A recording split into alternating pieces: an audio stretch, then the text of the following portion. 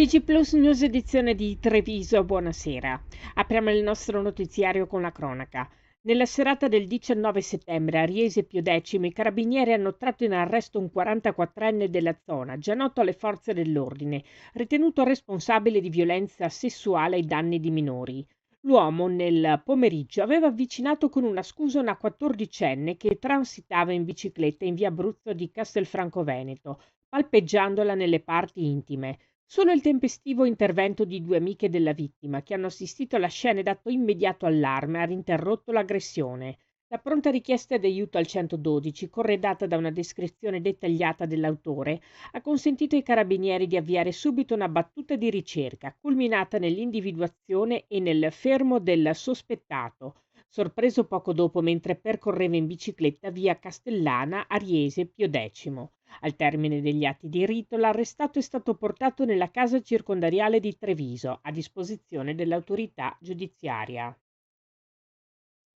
Nella mattinata di giovedì scorso, verso le ore 12:50, due passeggeri francesi giungevano all'aeroporto Canova di Treviso per imbarcarsi su un volo diretto a Tolosa, in ritardo rispetto all'orario di partenza previsto per le successive ore 12:55. Dopo aver superato i controlli di sicurezza, raggiungevano il gate, trovando le porte chiuse in quanto le attività di imbarco dei passeggeri erano terminate e l'aereo era in fase di preparazione per la partenza ed il decollo. Nonostante l'avviso del personale di terra, le due passeggere decidevano di forzare, senza alcuna autorizzazione, la porta di transito alla pista.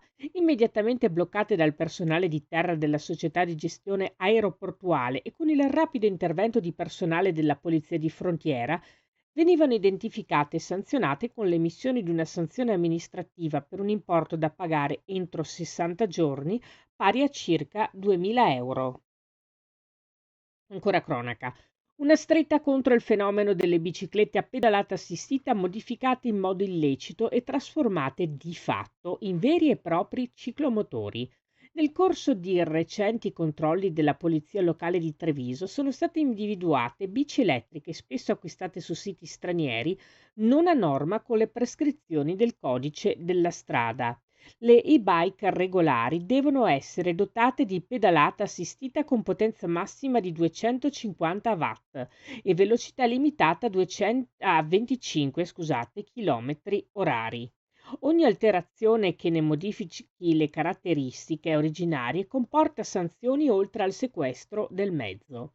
Un fenomeno che la polizia locale di Treviso intende contrastare, anche grazie al dialogo in corso con la Motorizzazione Civile di Treviso per la messa a disposizione di un banco di prova certificato che consente di verificare in maniera oggettiva eventuali modifiche irregolari e procedere al sequestro dei mezzi non conformi. Parliamo ora di sanità, in particolare di un lieto evento, anzi di 7 lieti eventi. L'ospedale di Oderzo ha infatti vissuto giovedì scorso una giornata davvero straordinaria, che ha visto nascere nell'arco di 12 ore ben 7 bambini. Un evento eccezionale e un turbinio di emozioni per il punto nascita della struttura, che ha visto il personale impegnato in una vera e propria maratona.